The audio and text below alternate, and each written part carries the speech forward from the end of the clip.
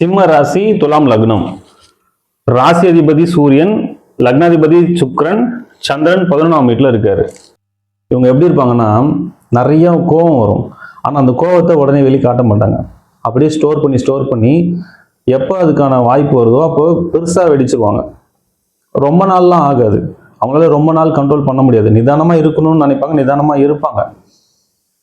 But அவங்களுக்கு அந்த கோபத்தை கண்ட்ரோல் பண்ண அவங்க மனசுல ஒரு வேகம் ஏறிக்கிட்டே இருக்கும். ஸோ அந்த கோபத்தை வெளியே காட்டுவாங்க.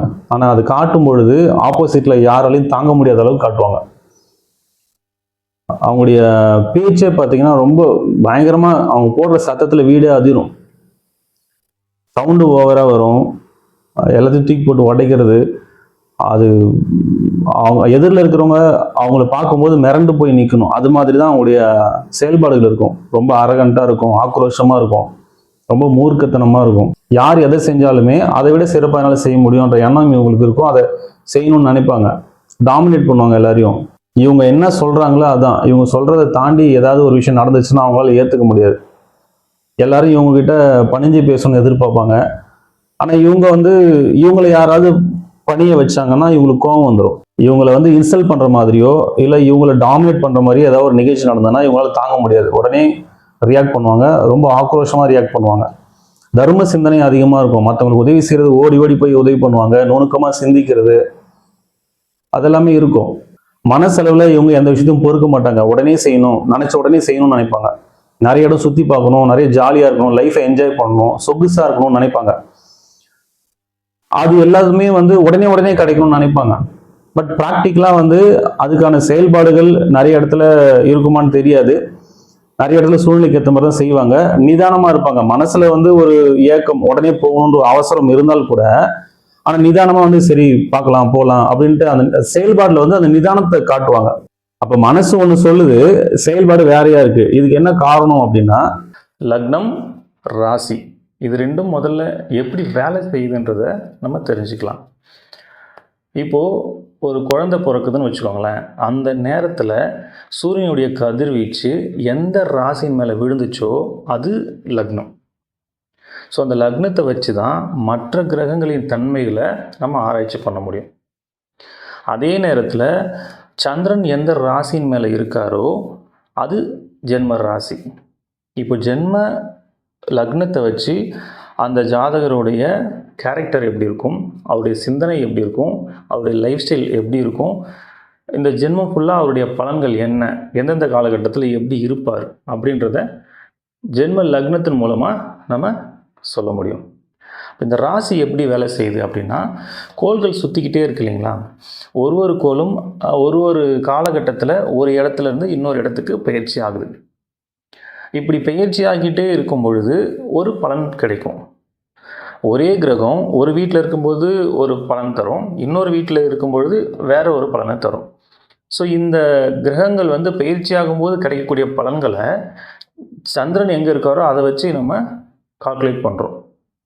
அதுதான் ராசி. ஸோ நீங்கள் பார்த்தீங்கன்னா ராசி பலன் தான் எங்கேயுமே சொல்லுவாங்க. ஏன் அப்படின்னா லக்னம்ன்றது ஃபிக்ஸ்டு. நீங்கள் பிறக்கும் பொழுது இந்த ஜென்மம் ஃபுல்லாக உங்களுக்கு என்ன பலன்றதை அங்கே ஃபிக்ஸ் பண்ணியாச்சு. அதே போல் நட்சத்திரமும் அதுக்கேற்ற மாதிரி பலன்கள் இருக்குது. தசாபுத்திகள் நடத்தக்கூடிய கிரகங்களுக்கு ஏற்ற பலன்களும் உங்களுக்கு இருக்குது. ஆனால் இந்த ராசி பலன் கோள்கள் மாறிக்கிட்டே இருக்கும் பொழுது ஒரு பலன் தர்றதுனால அது பலன் மாறிக்கிட்டே இருக்கும். அதனால் ராசி பலன் நம்ம சொல்கிற மாதிரி இருக்குது. லக்னம் அப்படின்றது ஒருத்தருடைய சிந்தனை, அவருடைய கேரக்டர் எப்படி இருக்கும் அப்படின்றத சொல்லக்கூடியது. இந்த ராசி அப்படின்றது தன்னுடைய செயல்பாடுகளை பற்றி சொல்லக்கூடியது. இப்போ உதாரணத்துக்கு ஒருத்தர் கன்னி லக்னத்தில் பிறந்திருக்காருன்னு வச்சுக்கோங்களேன். அந்த கன்னி லக்னத்துக்கு உண்டான அத்தனை குணங்களும் அவருக்கு இருக்கும். மேஷ ராசியில் பிறந்திருக்காருன்னு வச்சுக்கோங்களேன். மேஷ ராசிக்கு உண்டான அத்தனை செயல்களும் அவங்க செய்வாங்க. கன்னி லக்னத்துக்கு உண்டான சிந்தனைகள் இருக்கும், ஆனால் செயல்பாடு எல்லாமே மேஷ ராசிக்கு உண்டான செயல்பாடுகள் தான் அங்கே அதிகமாக இருக்கும். ஒரு பிரச்சனை அப்படின்னா அந்த பிரச்சனை எதனால் வந்துச்சு, அதை எப்படி சரி பண்ணலாம், அதை பேசியே சரி பண்ணக்கூடிய அந்த விஷயம் எல்லாமே கன்னி லக்னத்துக்கு இருக்கும். தன்னை வந்து நம்ம தப்பு பண்ணாமலே பழி சொல்லிட்டா கூட அவங்களுக்கு அதை புரிய வச்சு ஆப்போசிட் சைடு யோசிக்கிறது, நிதானமாக இருக்கிறது, இந்த விஷயம்லாம் அந்த கன்னி லக்னத்துக்கு இருக்கும். ஆனால் மேஷ ராசியை பொறுத்த வரைக்கும் என்னை எப்படி நீங்கள் என்னை தப்பு சொல்லலாம், அந்த கோபம் வந்துடும். அந்த கோபத்தோட அந்த தன்னுடைய உணர்வு வந்து வெளிப்படுத்தக்கூடிய அந்த தன்மை மேஷராசிக்கு இருக்கும். ஸோ மனசில் பார்த்தீங்கன்னா அவங்க நிதானமாக தான் இருப்பாங்க. நம்ம வந்து அவங்கள கேட்கணும், அவங்க சைடு நம்ம என்ன நியாயத்தை கேட்கணும், அவங்க சைடு யோசிக்கணும்லாம் இருக்கும். ஆனால் செயல்படும் பார்த்தா அந்த டைமில் டக்குன்னு கோவப்பட்டுருப்பாங்க. அப்புறமா யோசிப்பாங்க, நம்ம வந்து இந்த மாதிரி பேசியிருக்கக்கூடாது, நம்ம பொறுமையாக இருந்திருக்கணும். ஸோ இந்த டிஃப்ரென்ஸ் வர்றதுக்கு காரணம் லக்னமும் ராசியும் கிளாஷ் ஆகுது. இப்போது ஒருத்தரை நம்ம பார்க்குறோன்னா அவருடைய கேரக்டர் என்ன, அவர் என்ன சிந்திக்கிறார், அவர் மனசில் என்ன நினைக்கிறாரு அப்படின்றத நம்ம ஈஸியாக புரிஞ்சிக்க முடியாது. அவர் என்ன செயல் செய்கிறாரோ இதை வச்சு தான் அவரை நம்ம ஒரு கேரக்டர் நினச்சிக்குவோம். எப்போவுமே நம்ம செய்கிற செயல்களை நம்மளால் புரிஞ்சிக்க முடியாது. நம்முடைய சிந்தனைகளை நம்ம புரிஞ்சுக்குவோம், நம்ம என்ன நினைக்கிறோன்றது நமக்கு தெரியும். ஆனால் நம்ம என்ன செய்கிறோம், நம்முடைய செயல்பாடு எப்படி இருக்குது அப்படின்றத நம்மளால் அவ்வளோ சீக்கிரம் அனலைஸ் பண்ண முடியாது. லக்னத்தின்படி நம்முடைய கேரக்டர் என்ன, ராசியின்படி நம்ம என்ன செயல்பாடுகள் செய்வோம், இது ரெண்டையும் நம்ம தெளிவாக புரிஞ்சுக்கிட்டோம் அப்படின்னா நம்மளை அனலைஸ் பண்ணுறது ஈஸி, லைஃப் ஈஸியாக கொண்டு போக முடியும். இவங்களுக்கு லக்னத்திலிருந்து சந்திரன் 11ஆம் வீட்டில் இருக்கார். ஸோ எந்த ஒரு செயலை செஞ்சாலும், என்ன விஷயம் அவங்க செய்யணும்னு நினைச்சாலும் அதிகமாக உழைக்க வேண்டிய கட்டாயம் இருக்கும். அவங்களுக்கு ஒரு விஷயம் வேணும்னா அதுக்காக கடுமையாக உழைச்சி அதை வந்து கடைசியில் வந்து அது அவங்களுக்கு கிடைக்கும். ஆனால் கடுமையாக உழைக்க வேண்டியது இருக்கும். இது பொதுவாக 11ஆம் வீட்டில் சந்திரன் இருந்தால் நடக்கக்கூடிய ஒரு விஷயம். ஆனால் இங்கே சந்திரன் பகையாக இருக்கார். ஸோ மற்றவங்களுக்கு ரொம்ப ஈஸியாக கிடைக்கக்கூடிய ஒரு விஷயம் இவங்களுக்கு ரொம்ப கஷ்டப்பட்டாதான் கிடைக்கும். இதுதான் அந்த அமைப்பு. பட் இது வந்து மற்ற கிரகங்களின் அமைப்பில் மாறக்கூடிய வாய்ப்புகள் இருக்கு. சந்திரனுடைய நிலையை பொறுத்தும் மாறக்கூடிய வாய்ப்புகள் இருக்கு. ஒருவேளை சந்திரன் வந்து பௌர்ணமி சந்திரனாகவோ இல்லை வளர்பிறை சந்திரனாகவோ இருந்தால் ரொம்ப நல்ல பலனை கொடுப்பார். அமாவாசையாகவோ தேய்பிரை சந்திரனாகவோ இருந்தால் கெடுபலனை தருவார்னு சொல்லியிருக்காங்க. ஸோ உங்களுடைய ஜாதகத்தில் சந்திரனுடைய நிலையை பற்றி தெரிஞ்சுக்கணும்னு நினைச்சீங்கன்னா, சந்திரன்ல இருந்து 7ஆம் வீடு கும்பம், இங்க சூரியன் இருந்தாருன்னா அது பௌர்ணமி சந்திரன். சந்திரன் கூடவே சூரியன் இருந்தாருன்னா அது அமாவாசை. மீனத்திலிருந்து கடகம் வரைக்கும் இங்க எங்கேயாவது சூரியன் இருந்தாருன்னா அது வளர்பிறை சந்திரன். இங்க கன்னியில இருந்து மகரம் வரைக்கும் இங்க எங்கேயாவது சூரியன் இருந்தாருன்னா இது தேய்பிரை சந்திரன். ஒருவேளை உங்களுக்கு தேய்பிரை சந்திரன் இருக்குன்னா அதுக்காக நீங்க கவலைப்பட தேவையில்லை. தேய்பிரை சந்திரனை பார்த்து நீங்க பயப்படலாம் வேண்டாம். இப்போ ஒரு ஜாதகத்துல லக்னாதிபதி எப்படி இருக்காரு, நட்சத்திர அதிபதி எப்படி இருக்காரு, குரு எப்படி இருக்காரு, உங்களுக்கு தசாபதிகள் நடத்தக்கூடிய கிரகங்கள் எப்படி இருக்குது, ஸோ இதெல்லாம் பார்த்து இப்போ எந்தெந்த கிரகங்கள் சேர்க்கை இருக்குது, அது மூலமாக என்ன பலன் வருது, இப்படிலாம் நிறைய நம்ம ஆராய்ச்சி பண்ணும்பொழுது உங்களுக்கு பலன்கள் மாறும். பொதுவாக வந்து சந்திரன் தேய்பிரையில் இருந்தால் சில சங்கடமான நிகழ்வுகள் நடக்கும்ன்றது அது பொது விதி, அவ்வளோதான். அது எல்லாருக்கும் நடந்தே தீரணும்னு கட்டாயம்லாம் இல்லை. அதுக்காக அது ஒரு பெரிய விஷயமா நினச்சி நீங்கள் கவலைப்பட தேவையில்லை. நீங்கள் ஒரு ஜாதகம் பார்க்க போகிறீங்கன்னா அதில் நல்ல பலனும் சொல்லுவாங்க, கெட்ட பலனும் சொல்லுவாங்க. எவ்வளோ பெரிய நல்ல ஜாதகமாக இருந்தாலும் அதில் கெட்ட பலனும் ஒன்று இருக்கும். எவ்வளோ கெட்ட ஜாதகமாக இருந்தாலும் அதில் நல்ல பலன்களும் இருக்கும். நல்ல பலன்களை சொல்லும்பொழுது எப்போவுமே நமக்கு மோட்டிவேஷனாக தான் இருக்கும். அதே கெடுபலன் சொல்லிட்டாங்கன்னா அதை ஹேண்டில் பண்ண முடியாமல் ப்ரெஷரில் மாட்டிக்கிட்டு அதை செய்யணும்னு நினச்ச விஷயத்த செய்ய முடியாமல் அவங்க லைஃப் ஸ்டைலே மாறி போய் சைக்காலஜிக்கலாக ஒரு பெரிய ப்ராப்ளத்தில் மாட்டிக்கிறாங்க. ஸோ இந்த நேரத்தில் நம்ம எப்படி ஹேண்டில் பண்ணணும், நமக்கு ஒரு கெடுபலன்னு சொல்லிட்டாங்கன்னா அதை நம்ம எப்படி ஹேண்டில் பண்ணணும், அதை முதல்ல நம்ம கற்றுக்கணும். இப்போது நீங்கள் ஒரு ஜாதகம் பார்க்க போகிறீங்க, ஒரு வீடு கட்டவோ இல்லை ஒரு கல்யாணத்துக்காகவோ இல்லை ஒரு பிஸ்னஸ் ஸ்டார்ட் பண்ணுறதுக்காகவோ இல்லை ஏதோ ஒரு முக்கிய முடிவு எடுக்கிறதுக்காக நீங்கள் ஜாதகம் பார்க்க போகிறீங்க. அவங்க வந்து உங்களுக்கு 2 வருஷம் நேரம் சரியில்லைன்னு சொல்லிட்டாங்கன்னு வச்சுக்கோங்களேன். இப்போ இந்த நேரத்தில் சில பேர் என்ன பண்ணுவாங்கன்னா, இந்த 2 வருஷம் நமக்கு நேரம் சரியில்லை, அந்த 2 வருஷம் நம்ம எதையுமே பண்ணக்கூடாதுன்னு ஒதுக்கி வச்சுருவாங்க.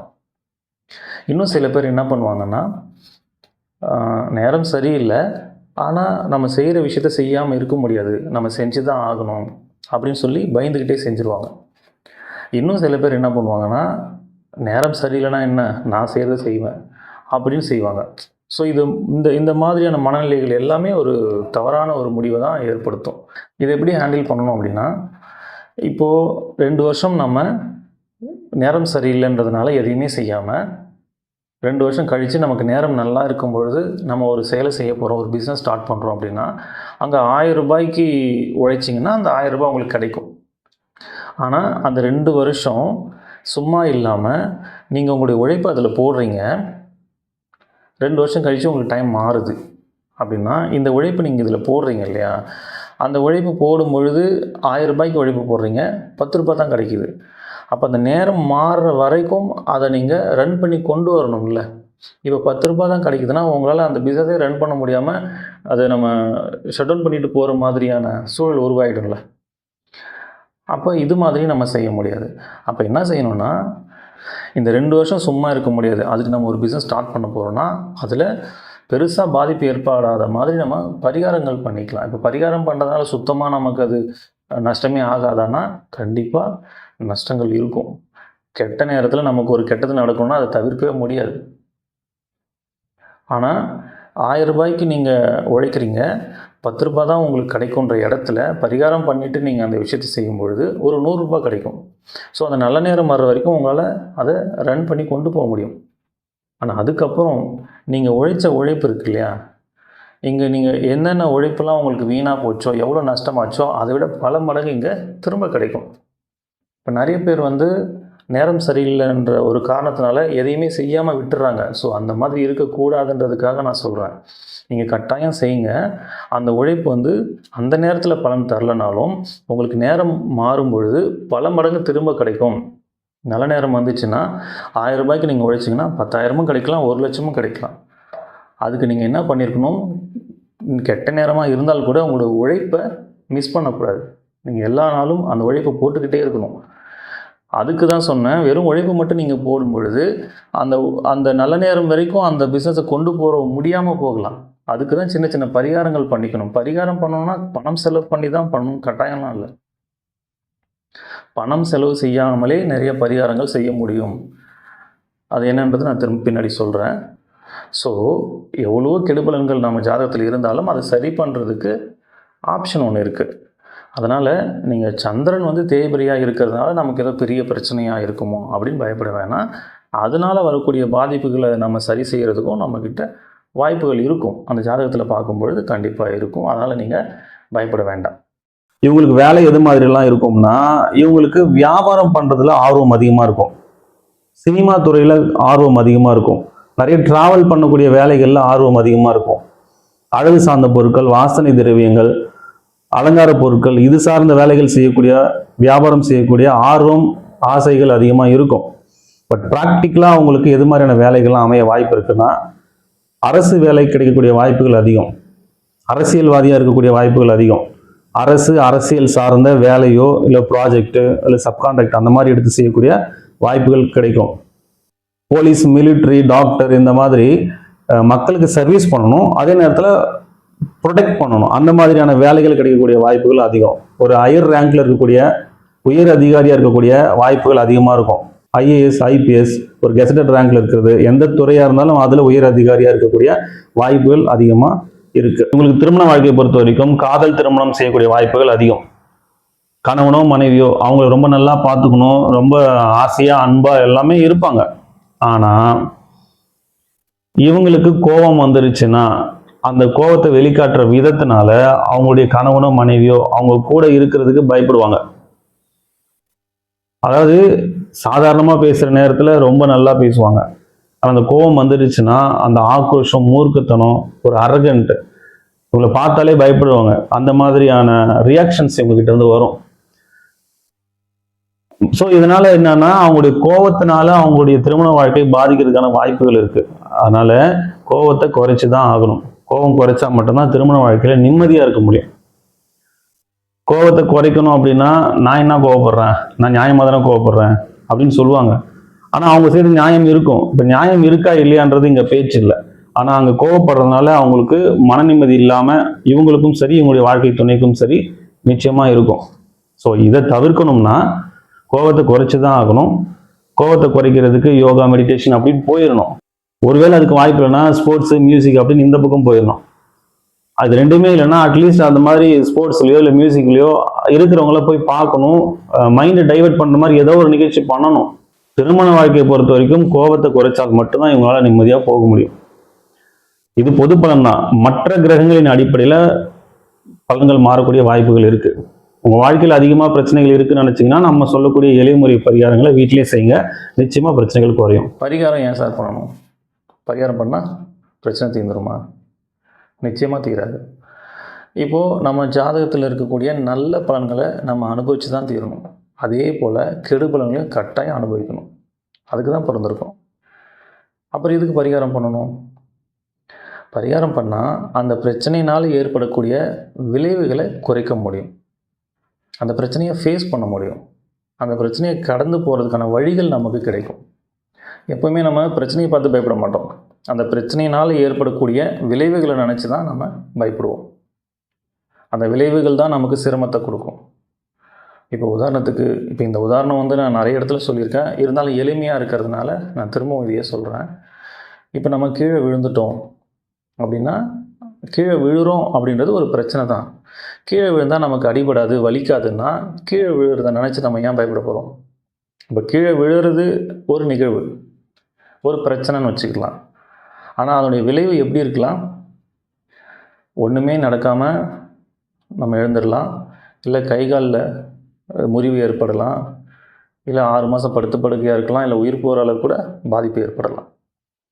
அப்போது கீழே விழுறது ஒரு பிரச்சனை, ஆனால் அதோடைய விளைவுகள் மாறிக்கிட்டே இருக்கு இல்லையா? இப்போ நம்ம பரிகாரம் பண்ணுறதுனால என்ன நடக்கும்னா, அந்த கீழே விழுற பிரச்சனையை நம்ம தவிர்க்க முடியாது, ஆனால் அதனால் ஏற்படக்கூடிய பாதிப்பை நம்ம குறைக்க முடியும். நம்ம ஜாதகத்தில் பிரச்சனைகளை ஏற்படுத்தக்கூடிய கிரகங்களை சாந்தப்படுத்தவும், அதனுடைய வீரியத்தை குறைக்கவும் நம்ம செய்யக்கூடிய செயல்கள் அனைத்துமே பரிகாரம் தான். சரி, இந்த பரிகாரம் வந்து பணம் செலவு பண்ணி தான் பண்ணணுமா? பரிகாரம் பல வழிகளை நம்ம செய்ய முடியும். பணம் செலவு பண்ணி செய்கிறது எவ்வளோ வழிகள் இருக்குது. பணம் செலவு பண்ணாமல் நான் செய்யக்கூடிய நமக்கு வழிகள் நிறையா இருக்குது. என்னால் பெருசாக பொருள் செலவு பண்ண முடியாது, ஆனால் பரிகாரம் பண்ணணும்னு நினைக்கிறவங்களுக்கு நான் சொல்லக்கூடிய விஷயங்கள்லாம் நீங்கள் தாராளமாக ஃபாலோ பண்ணலாம். இது எந்த ராசிக்கும் எந்த நட்சத்திரத்துக்கும் பர்டிகுலராக நம்ம சொல்லலை. பொதுவாக யார் வேணாலும் செய்யக்கூடிய எளிமையான பரிகாரங்கள். முதல்ல சூரியனுக்கு சமர்ப்பணம் செய்யணும். தினமும் காலையில் குளிச்சுட்டு மொட்டை மாடியில் போய் நின்று, இல்லை வீட்டுக்கு வெளியில் போய் நின்று சூரியனை பார்த்து கையில் தண்ணி அள்ளி இப்படி கீழே கொட்டுங்க. சூரியனை பார்த்து இப்படி கீழே கொட்டுங்க. சமர்ப்பணம் சொல்லி செய்யுங்க. ஒவ்வொரு பௌர்ணமி அன்னைக்கும் திருவண்ணாமலைக்கு கிரிவலம் போயிட்டு வாங்க. பௌர்ணமி அன்னைக்கு போகிறதுக்கு எனக்கு வாய்ப்பு இல்லை சார் அப்படின்னா, வளர்பிறை டைமில் ஏதோ ஒரு நாள் நீங்கள் போயிட்டு வரலாம். இல்லை அப்போவும் என்னால் முடியாது, எனக்கு எப்போ டைம் கிடைக்குன்னே தெரியல அப்படின்னா, அட்லீஸ்ட் திருவண்ணாமலைக்கு போயிட்டு வாங்க. என்னால் திருவண்ணாமலைக்கு போகிற அளவுக்கு எனக்கு சுச்சுவேஷன் இல்லை சார் அப்படின்னா, நீங்கள் எங்கே இருக்கீங்களோ அங்கேயே நீங்கள் மொட்டை மாடியிலேருந்து சந்திரனுடைய ஒளியில் உங்களால் எவ்வளோ நேரம் இருக்க முடியுமோ இருக்கலாம் பௌர்ணமி அன்னைக்கு. அடுத்தது நவகிரகங்களை சுற்றுங்க. இந்த நவகிரகங்கள் வந்து சனிக்கிழமையில் சுற்றுறது சிறப்பு. ஏன் சனிக்கிழமையில் சுற்றணும் அப்படின்னா, ஒவ்வொரு நாளும் சூரியன் உதிக்கிற நேரத்தில் எந்த கிரகங்களுடைய கதிர்வீச்சு பூமி மேலே படுதோ அந்த கிரகத்தினுடைய ஆதிக்கம் அந்த நாளில் இருக்கும். அப்படி தான் வந்து நம்முடைய வாரங்கள் இருக்கும். தமிழ் வாரங்கள் 7 நாள் வருது இல்லைங்களா? 7 நாளுமே ஒரு கிரகத்தின் ஆதிக்கம் அங்கே அதிகமாக இருக்கும். அதுபோல் சனி பகவானுடைய ஆதிக்கம் சனிக்கிழமைகளில் அதிகமாக இருக்கும். சனி கிரகத்திலேருந்து வரக்கூடிய கதிர்வீச்சுகள் மூலமாக நமக்கு பலன்கள் கிடைக்கும். பூமியிலிருந்து சனி கிரகம் ரொம்ப தொலைவில் இருக்கிறதுனால இடைப்பட்ட தூரத்தில் இருக்கக்கூடிய கிரகங்கள் அதனுடைய கதிர்வீச்சையும் அதனுடைய பலன்களையும் நம்ம பெறக்கூடிய வாய்ப்புகள் சனிக்கிழமைகளில் அதிகமாக இருக்கும். அதனால் சனிக்கிழமைகளில் நம்ம நவகிரகங்களை சுற்றி வரணும். நவகிரகங்களை சுற்றும் பொழுது ஒரு கிரகத்தின் பேரை சொல்லி போற்றி சொல்லி சுற்றிட்டு வாங்க. சூரிய பகவானை போற்றி, சந்திர பகவானை போற்றி, செவ்வாய் பகவானை போற்றி, புத பகவானை போற்றி, குரு பகவானை போற்றி, சுக்கிர பகவானை போற்றி, சனி பகவானை போற்றி 7 சுற்று கிளாக் வைஸ் சுற்றணும். எதிர் திசையில் 2 சுற்று சுற்றணும். ராகு பகவானை போற்றி, கேது பகவானை போற்றி சனிக்கிழமைகளில் நவகிரகங்களை சுற்றிட்டு வாங்க. வயசானவங்களை நீங்கள் ரோட்டில் ஆதரவு இல்லாமல் இருக்கிற வயசானவங்களை பார்த்தீங்கன்னா அவங்களுக்கு சாப்பாடு வாங்கி கொடுங்க. அவங்கள பார்க்கணுன்றதுக்காகவே நீங்கள் சாப்பாடு வாங்கிட்டு போய் கொடுத்தீங்கன்னா இன்னும் சிறப்பு. அவங்களுக்கு செஞ்சால் நமக்கு புண்ணியம் நினச்சி தயவு செஞ்சு செய்யாதீங்க. அவங்களுக்கு பசிக்கும், அவங்க பசி ஆற்றணும் அப்படின்ற எண்ணத்தில் நீங்கள் அந்த சாப்பாடை வாங்கி கொடுங்க. மாற்றுத்திறனாளிகள் இருந்தாங்கன்னா அவங்களுக்கு உடல் உழைப்பு கொடுங்க. பணம் செலவு பண்ணுறதை விட நம் உடல் உழைப்பு அதிகமாக கொடுக்கறது தான் பலன்கள் அதிகமாக இருக்கும். இது எல்லாமே ரொம்ப எளிமையாக நீங்கள் செய்யக்கூடிய ஒரு பரிகாரங்கள் தான். இதை நீங்கள் செய்கிறதுனால எளிமையான பரிகாரம் தான், ஆனால் பலன் ரொம்ப பெருசு. நீங்கள் செஞ்சு பாருங்கள், உங்களுக்கு நிறைய பலன்கள் கிடைக்கும். இல்லை சார், எனக்கு இது பண்ணுறதுக்கான வாய்ப்புகளே எனக்கு இல்லை அப்படின்னு இருந்தீங்கன்னா, நீங்கள் எந்த நட்சத்திரம் எந்த ராசியாக இருந்தாலும் எதை பற்றியும் கவலைப்படாதீங்க. முருகனை கெட்டியாக பிடிச்சிக்கோங்க. மனசார முருகனை வேண்டி குருவாய் வருவாய் அருள்வாய் குகனே, இதையே திரும்ப திரும்ப சொல்லுங்கள். இதை விட பெரிய பரிகாரம் எதுவும் இல்லை. அதாவது நிறைய வழிகள் இருக்குது. எதுவுமே பண்ண முடியாமல் இருக்கிறவங்களுக்கு இதுதான் பரிகாரம். சரிங்களா? இதெல்லாம் நீங்கள் ஃபாலோ பண்ணுங்கள். நிச்சயமாக உங்கள் வாழ்க்கையில் பெரிய மாற்றம் நிகழும்.